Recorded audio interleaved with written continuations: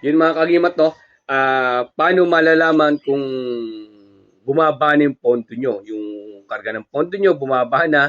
At kung paano kayo makapagdagdag ng pondo, yung pondo, paano natin mapapaangat, mapapalakas yung pondo natin upang mas madali tayo makapagpagalo ng mga orasyon. Tara, tuturuan ko kayo, pag-usapan natin mga kagimat.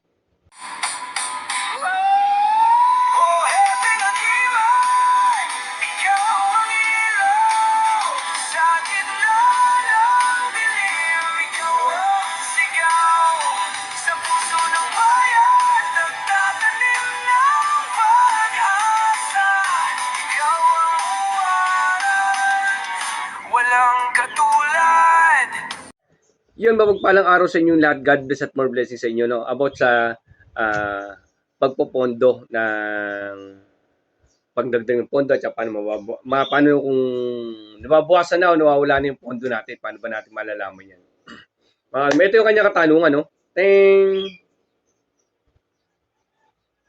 Yun mga kagimat, about sa kanya katanungan kasi, sa pag meron kasi tayo about sa pondo kasi, pwede nating, ito po ay based sa aral po ng Team Happy Agimat, pagsasaliksik natin, at hindi po tayo, hindi natin patapakan po yung ibang aral po. Kung kayo agad sa aral namin, skip lang po para hindi po kakainin na negatibo. Mga kagimat, sa pagtanong kasi, yung pagpopondo natin kasi, pwede nating tanungin niya sa mga tanungan natin. Alam niyo itlog, pinatatayo, pwede niyo pong patayuin yan, patanungin niyo po. Matatanong niyo po dyan, kung yung pondo niyo ba, okay na ba, o kulang. Meron tayong tinatawag ng mga stick, di ba? Meron tayong yung bilao ko, yan. Yung mga magic bilao natin, no? Ayan, mga magic bilao. Pwede natin gawing tanungan yan. Ayan. Pwede natin matanong yung mga bilao natin para malaman natin about sa pondo natin, kung mababa yung pondo natin o nadadagdagan ba o kailangan pang idagdag ulit. Ngayon, pa yung pamamaraan pag ano ng pondo, tsaka po mapupunan nyo naman niya kung hindi wala kayong tanungan. Mapupunan nyo pag si mamahilig kumbate. Pag nagkumbate kayo, yung sundot nyo ng daliri nyo, sundot dito, dito, mapupunan nyo, parang hirap na hirap kayo, ang hina bumira. Dati isang ganun nyo, palaho na agad, di ba?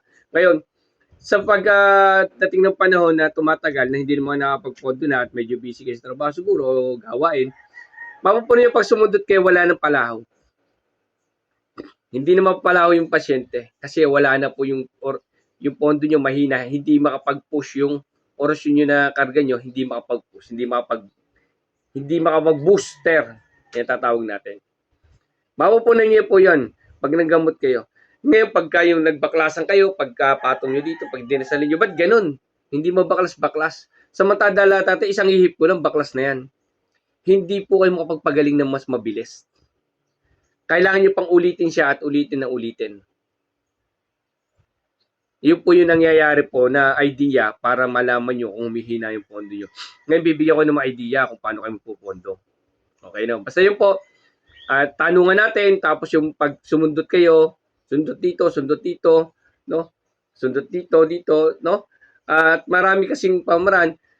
Ngayon, sa pag ganun po, pag sundot nyo pa lamang, napupunan nyo, ba't ganun? Dati pumapalaw, ngayon hindi na pumapalaw, bumababa yung pondo. Kasi, yung pondo natin, yung nagpupush para mas madali mapagalo yung orasyon natin. Ibig sabihin, hindi natin mapagalo ng ayos yung orasyon natin. Kasi po, kulang nga tayo sa pondo para mag-boost yung ating orasyon na ginagamit. Ngayon, sa part kasi ng ibang aral, iba kasi yung aral naman nila, hindi naman yun ang pagpondo nila. Pero sa mga inaaral kasi natin, yung pondo kasi, para mas madali tayo makapagpagalo ng mga orasyon. Okay? Mga kagimat, no? May iba't ibang pamaraan din ginagamit akong kagimat, no? Pero ang ginagamit ko kalimitan dito ay yung ama namin sumasampal tayo bago naman lumalhati, bago matulog at pagising ng umaga. At pag nagkakarga tayo, lagi tayong yung inuuna din natin. O tayo, pag may nagdadrive tayo, yun na lamang. Kaysa mag-sound trip ako, yun na lang, paulit-ulit yung ama namin, sumasampal tayo bago naman hanggang makarating ako sa aking pupuntahan. Ngayon po, sa part ng iba naman, meron kasi tayong mga meditation na nakagana sa paa, di ba? O yung Buddha style, meditation po, makakadagdag po yan, makatulong po sa inyo yan. Tsaka po, yung ginagamit ng iba, na yung pagkuha ng energy, na po ninyo yung gumagano'n kami. Di ba? Yung gumukuha kami ng energy. Di ba? Sa baba. May tinuro na po ako yan. Check nyo lang yung mga video natin. Kuha uli. Diba? Tapos angat. Ganun. Baba uli. Tapos ganun uli. Meron tayong kinukuha na ganun. Oo. Sa kalikasan po ito, yung para kayo nag-aano sa kalikasan, meron po yan, kinukuha nyo sa kalikasan. Pag nakuha kayo ng pondo kasi, pinapasok natin sa katawan yan. Opo. Iba't iba kasi pamamaraan din. Kasi, ang problema na kasi sa iba, nagkakaroon ng part ng discrimination. Kasi yung aral nila, nagiging sarado isip nila. Huwag nyo isasara isip nyo sa ibang aral. No? At marami kasi matutuklasan kasi. Yung aral ko kasi ay iba sa aral ng iba. At yung aral ng iba ay iba sa aral ko. Pero sasabi ko sa inyo, pag-aralin nyo rin yung kanlatsyon sa amin para magkakaroon kayo ng dagdag idea po. Ayan, yung mga pamamaraan, kung paano kayo kakapondo at paano malalaman kung kayo ibabawasan ng pondo at humihina yung pondo yun. Napakahirap magpagaling pag kulang din sa pondo. Hindi lumabas yung ating mga orasyon. Maraming salamat. God bless sa inyo lahat. Tsaka maalala ko nga pala, kung kayo may dadagdag sa amin na aura, comment down lang po kayo para madagdagan idea namin. At hindi naman po lahat alam namin, sasabi ko sa inyo. At lahat ng may katanungan, comment down lang kayo. Sa abot ng kaya natin, 2 to 3 days up to 1 week, gagawa natin ng video po yan sa abot ng kaya nating oras. Thank you. God bless po sa inyo lahat. Surrender.